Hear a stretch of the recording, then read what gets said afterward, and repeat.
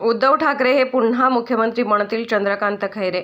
ही सभा होऊ नये म्हणून पालकमंत्र्यांनी पोलिसांना सांगितले आहे. मीही पालकमंत्री होतो. पालकमंत्री भुमरेचे ऐकून बाहेर सभा होऊ दिली नाही. तो इम्तियाज जलील त्याने काय केलं असेल? आदर्श बँकेचा घोटाळा काढून मोठमोठं आंदोलन केलं.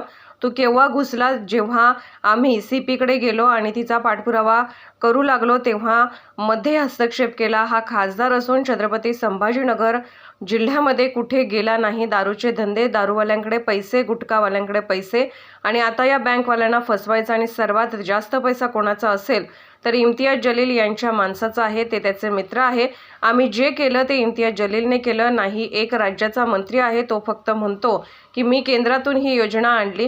ती योजना आणली. कोणालाही मुद्रा लोन मिळाले नसते का? थापा मारतात. हा गड माननीय बाळासाहेब आहे, शिवसेना प्रमुखांचा आहे. हा गड शिवसेना प्रमुखांचा आहे आणि आता उद्धव ठाकरेंचा आहे. पुन्हा एकदा शिवसेनेला जोमाने काम करावे लागेल. आमचे नेते संजय राऊत यांना आपण 6 महिने आतमध्ये ठेवता, पण 1700 पानाचे निवेदन त्यावेळी बाकी संस्थांना दिल्यानंतर सुद्धा या लोकांचे काही केलं नाही. हा रिपोर्ट त्या ठिकाणी सबमिट केलेला आहे.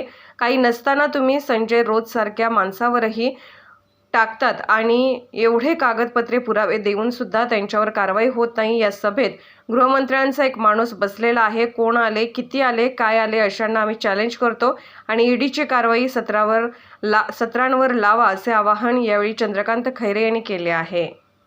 72व्या मजल्यावर जाऊन बसला तुम्ही. अरे कोणामुळे तुम्ही त्या ठिकाणी मोठे झालात, पण तुम्ही हे सगळं करता. मला या ठिकाणी सांगायचं पोलिसांना सुद्धा, तुम्ही त्या भुमरेचं ऐकून या ठिकाणी आम्हाला बाहेर सभा नाही होऊ दिली. आज या ठिकाणी तुम्ही सभा करता. कोण पालकमंत्री? मी पण पालकमंत्री होतो जिल्ह्याचा, सगळ्या मदत केलेली आहे. पण तुम्ही अशा पद्धतीने त्या ठिकाणी जर ऐकत असेल तर पहा, माननीय उद्धवजी आहे इथे. काही दिवसानंतर उद्धवजी मुख्यमंत्री बनणार. आम्ही सगळे सत्ताधारी होत आहोत. तुमचं काय करू आम्ही? आणि म्हणून मी या ठिकाणी सांगतो, इतक्या आज माननीय उद्धवजींनी आपल्या शहरासाठी काय नाही केले. आणि म्हणून मी या ठिकाणी जास्त भाषण न करता फक्त लक्षात ठेवा मित्रांनो, या लोकांचा कसा समाचार घ्यायचा. तो इम्तियाज जलील त्याने काय केलं असेल?